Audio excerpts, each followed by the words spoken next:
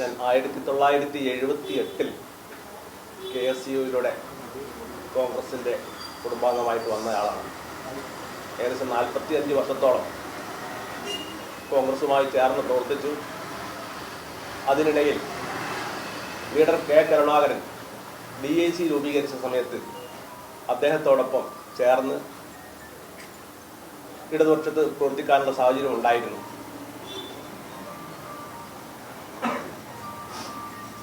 അദ്ദേഹം ഒരു വർഷത്തിന് ശേഷം വീണ്ടും കോൺഗ്രസിലേക്ക് തിരിച്ചു വന്നപ്പോൾ അദ്ദേഹത്തോടൊപ്പം വീണ്ടും കോൺഗ്രസിലേക്ക് വന്നു. പക്ഷേ അദ്ദേഹത്തെ ലീഡർ കെ കരുണാകരൻജിയെ കോൺഗ്രസ് അവഗണിച്ചത് അന്നു മുതൽ തന്നെ കോൺഗ്രസിൻ്റെ അധപ്പതനം തുടങ്ങിക്കഴിഞ്ഞു. ഇപ്പം നേരത്തെ പറഞ്ഞു കഴിഞ്ഞു, ഞാൻ അദ്ദേഹത്തോട് പറഞ്ഞ കാര്യം തന്നെ അദ്ദേഹം വിശദീകരിച്ചത്. കോൺഗ്രസിൻ്റെ നിലപാടുകൾ മാറി മാറി ഇന്നൊരു പ്രാദേശിക പാർട്ടിയായി ചുരുങ്ങിക്കൊണ്ടിരിക്കുകയാണ്. കോൺഗ്രസിൻ്റെ നിലപാട് എന്ന് പറയുന്നത് നിങ്ങൾക്ക് നിലമ്പൂർ കണ്ടു കഴിഞ്ഞു. കേരളത്തിലെ എല്ലാ കേരളത്തിലെ മാത്രമല്ല ഇന്ത്യയിലെ മുഴുവൻ കോൺഗ്രസ് നേതൃത്വവും ഒന്നിച്ചു വന്ന് പ്രവർത്തിച്ചിട്ട് അവിടെ നേടിയത് നിങ്ങൾക്ക് കാണാം.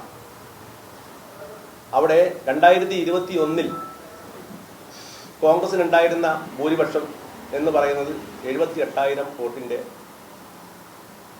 അന്ന് 78,000 വോട്ടാണ് അന്ന് കോൺഗ്രസിന് കിട്ടിയത്. അന്ന് അൻവറിന് കിട്ടിയത് 81,000 വോട്ട്.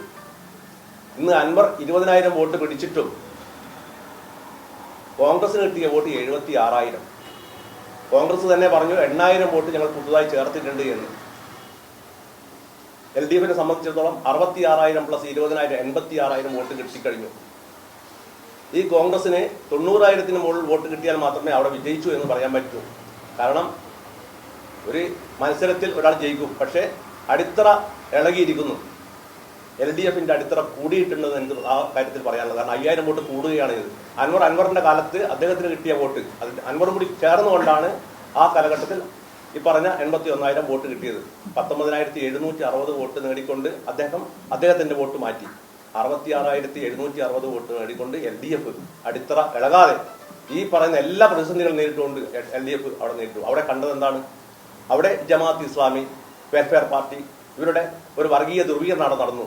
അതോടൊപ്പം തന്നെ കേന്ദ്രത്തിൻ്റെ BJPയുടെ വർഗീയ നിലപാട്, ഹിന്ദു വർഗീയ നിലപാട്, ഇത് രണ്ടിനെയും പ്രതിരോധിക്കാൻ ഇന്ന് LDFിന് മാത്രമേ സാധിക്കൂ എന്നാണ് എനിക്ക് തോന്നുന്നത്. എനിക്ക് മനസ്സിലാക്കാൻ സാധിച്ചു. അതാണ് ഞാൻ ഷെയർ ചെയ്തത്. അതിൻ്റെ അടിസ്ഥാനത്തിലാണ് ഈ നമ്മുടെ CPM-ഉമായിട്ട് ചേർന്ന് പ്രവർത്തിക്കാൻ തീരുമാനിച്ചിട്ടുള്ളത്. അതോടൊപ്പം തന്നെ ഞാൻ കേരളത്തിലെ എല്ലാ ഭാഗത്തും സഞ്ചരിക്കുന്ന ഒരാളാണ്.